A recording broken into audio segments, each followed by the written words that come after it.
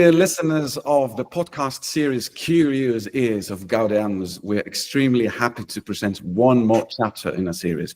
We have with us today the composer, performer, instrument maker, technology expert, Rafaele Andrade. Bom dia, Rafaele. Bom dia, Jonas. Tudo bem? Tudo bem, e você? Também. A Páscoa está chegando. Beautiful Brazilian Portuguese. Yes. Thanks for joining us. You just made a podcast with, I'm not going to say the title, you can say it better. Yeah, the title is Brazilian Music and its Technologies for Socio-Ambiental Impact. Right, maybe we should say it again. Brazilian Music and its Technologies for Socio-Ambiental Impact. One third time? No, I think that's enough. That's fantastic. I had the privilege of listening to it already, and it took me for a stroll or walk around different aspects of current societal, environmental, social aspects of Brazilian life, and a very strong connection with contemporary music, electronic technology development, and how it's placed in its context. I really appreciated that you place all contemporary creation, which you're deeply involved in a social context. Maybe you could give us a few headlines of the topics you touch upon in your podcasts. Yeah, of course, sure. I think first of all, it's nice to say that I did try my best to find like a very big range of perspectives. Usually when we are curating, it's easy to remember your own friends, let's say.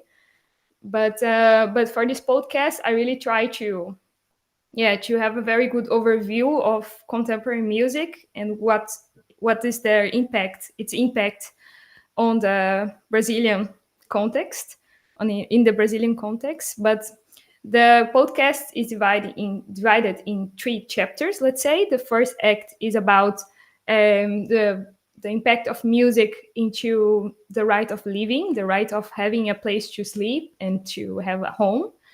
The second chapter, or what I call act, the second act is the impact of music on gender equality. And the third act is about the impact of music and its musical instruments into its society, let's say, what is the direct impact, let's say, of music when you're developing new music instruments. In the first chapter, you refer to certain populations of certain areas of Brazil where creators have been inspired, but you also talk about giving something back to them, collaborating, integrating the community somehow artistically. Yeah, I try to, my intention of this podcast is to let people, musicians and participants or listeners understand that music is a cycle. You're not just giving something, or you're not just making a project for its own sake, but there is always a cycle around it. People listen you, and they are going to create a whole context, and there's a whole impact going on when you make music. And and there's people doing amazing, they're creating in art in some sort of a context that makes even the impact much more stronger. And that's what I try to bring up here. Yeah, you tell that beautifully in the podcast, and you take your time. So, dear listeners, allow some time, a couple of jogging sessions, or when you're on the train or driving, because good narrative needs a bit of time to crystallize. So, Rafaele is unfolding the different topics she deals with, and it unfolds into a beautiful narrative at the end of the podcast. We refer to the first chapter. The third chapter is about instrument making, technology, invention. We should mention some or many of the Gaudeamus fans, visitors know you in early editions. You've participated giving workshops in programming, in instrument making. You've participated at the academy, seminar, etc., presented pieces of your own. And there's one star discovery invention you have shared with us. You're presenting a CD with your star instrument, right, at the moment? Yeah. I'm trying to pronounce it, the knurl. Maybe you could say it better. Yeah, no, you're thinking. I think people that are speaking Dutch often say very well, because I say knurl with the K that is very strong. In Portuguese, we usually avoid that. You say ner. You talk about it in the podcast. We don't get the chance to see it in the podcast. So maybe this is the moment we get a glimpse of your canoe, which is somewhere around your studio right now. Yeah, my studio has a bunch of different canoes, some in the floor, some in the background, but I have one here. Regarde. Oh, yeah. Can you hear? I think I will go a little bit further so you can see the instrument better. Listeners, podcast, here you can get a glance of what it looks like and sounds a little bit. Yeah, so this is the canoe. Excuse me if I make some sounds with the mic. Now you can hear me better, I think. That's perfect. Yeah? Yeah, so this is the canoe, and there is like 16 strings, and they are representing a circle of fifths. And then you go to this side.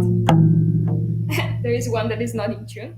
But yeah, the instrument has this very specific shape, but what it's important to say is that there is a computer inside of it. I program all the sounds, and I control them with these faders here. So it's let's say you can understand it as like a cello, but also like a synthesizer, where I can play different sounds. Should I play something, Jonás, or maybe half a minute? Okay. For example, I will start with some effects. Maybe just delays.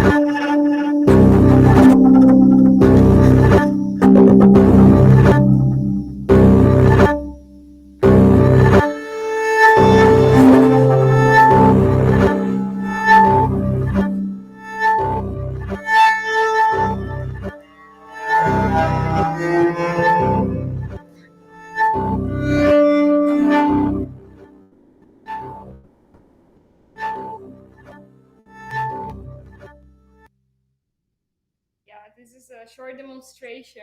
Muito obrigado. Maybe you could get close to the microphone now so we can hear your voice.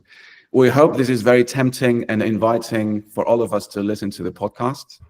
There's more canoe there, but there's also traditional ways of singing in certain Brazilian areas. There's also a guitar piece. Yeah. There's different synthesizer, electronic proposals, a very interesting panorama of contemporary creation in Brazil, and very much in connection with the current situation in a historical context, in a natural context. Really a very holistic view. Thanks for your podcast, Rafaele. Thank you for the space. We hope everybody can listen to it right away by clicking some link on many of the platforms. Muito obrigado, Rafaele. De nada. Obrigada a vocês, do Gaudeamus.